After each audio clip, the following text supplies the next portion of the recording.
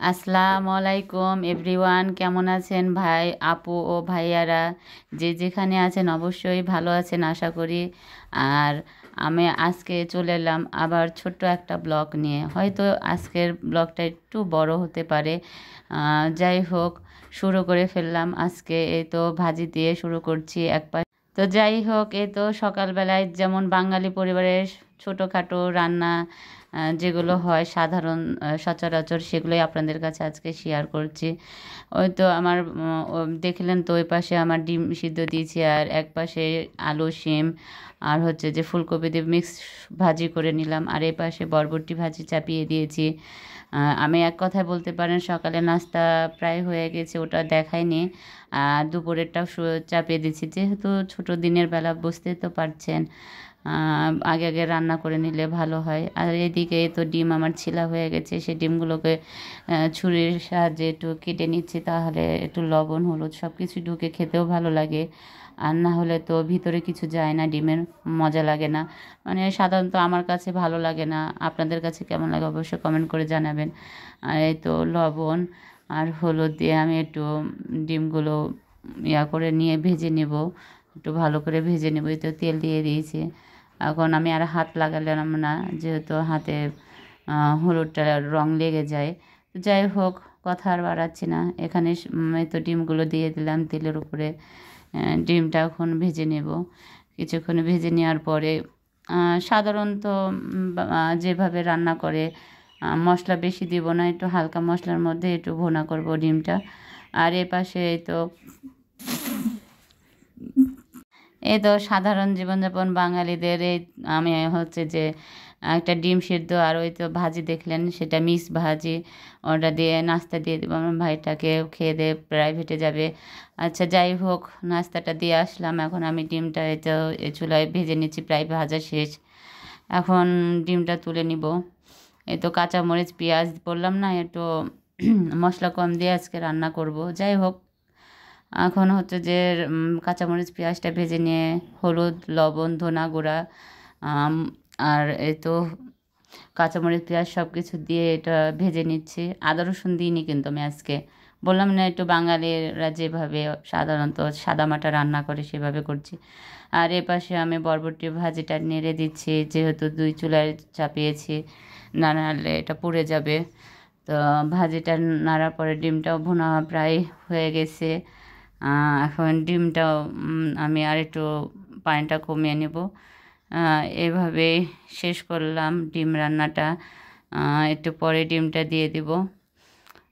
মশলা কষাতে থাকছে, এটা ডিমটা দিয়ে দিলাম। এখন একটু এটা নেড়ে চেড়ে একটু ভুনা করে নেব। আর কি ঝোল করবে না, যেরকম দেখছেন মশলাটা এরকমই থাকবে, একটু মাখো মাখো এক কথায়। তো যাই হোক, আমার ডিমটা প্রায় হয়ে আসছে। আর এই পাশে তো আমার ভাজিটাও প্রায় শেষ।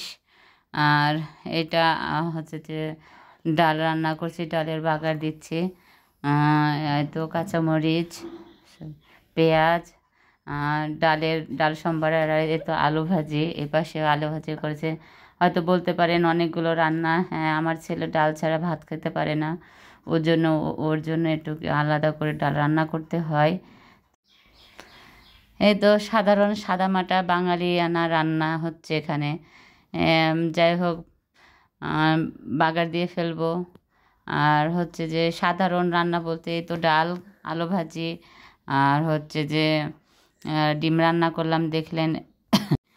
যাই হোক, রান্নাটা শেষ। আমরা এই দুপুরের সকালের সবগুলো রান্না দেখে ফেললাম, যেহেতু আমরা মিডল ক্লাস ফ্যামিলি থেকে বিলং করি।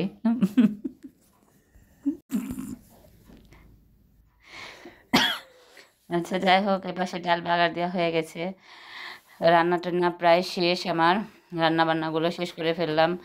আজকে একটু ভেবেছিলাম বাইরে যাব, কারণ সাদা মাটা রান্নার শেষে বাঙালিয়ানা রান্নায় তো আমার এপাশে ডাল ভাজি প্রায় শেষ।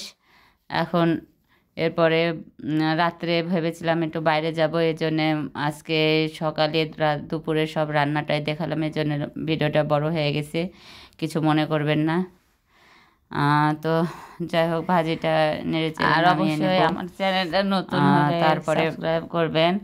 আর হচ্ছে যে ভিডিও ভালো লাগলে একটা করে লাইক দিবেন, শেয়ার করবেন। আর বেশি বেশি শেয়ার করলে অবশ্যই আমার। আর এই পাশে যাই হোক অনেক কথা বলে ফেললাম। আর আমি এ পাশে সেদিনকে আর কি লাইভ করছিলাম, এলবি করছিলাম, আর হচ্ছে যে মশলাগুলো সব করেছিলাম, ওগুলো সব বয়মে এই তো রেখে দিচ্ছি। মশলাগুলো সব সেটা আপনাদের মাঝে শেয়ার করলাম, ঢেলে নিচ্ছি। যাই হোক 1 মাসের অনেক 1 মাসের জন্য মশলাটা করে ফেলছি। এটা গুঁড়া মশলা, আমি সব খাবারের মানে সব তরকারির মধ্যে দিই, এটা অসাধারণ লাগে। এটা আমার আম্মুর কাছ থেকে শিখেছি।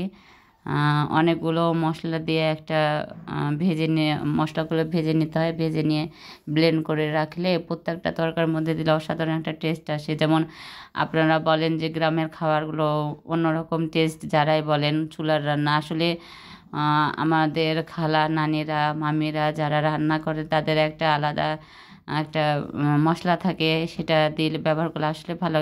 তাও গ্যাসের আর কি চুলার মতো মজা হয় না। তারপরে মশলাটা দিলে একটু অন্যরকম একটা টেস্ট আসে।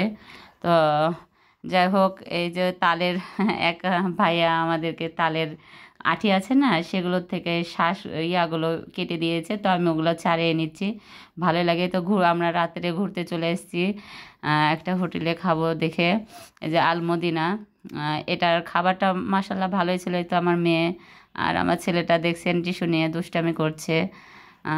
আর এক কথা নিরিবিলি ছিল। সে আমরা যে সময় গিয়েছিলাম লোকজন একটু কম ছিল। তারপর যখন আমরা খেতে বসলাম, মানে প্রায় খাওয়া দাওয়া শেষ, সেটা হলো জুসের দোকান, মানে ওটার ভিতরে আপনার প্রত্যেকটার যে যে ফলের জুস খেতে যাবেন ওখানে সব রকমের ভ্যারাইটি জুস ছিল। এই তো আমার ছেলেটা দুষ্টামি করছে, এই যে কোল্ড ড্রিঙ্কস মাঠা এগুলো নেওয়ার জন্য সেই করছে।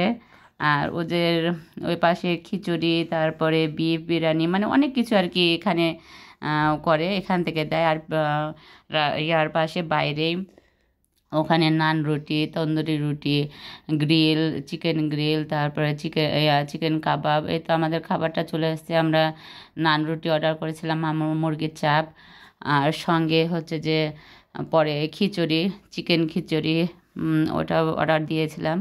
তো যাই হোক খাবারটা চলে এসেছে।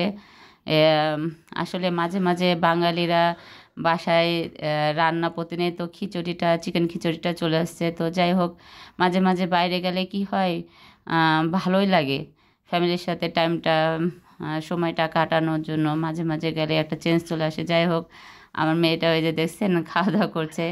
আল্লাহ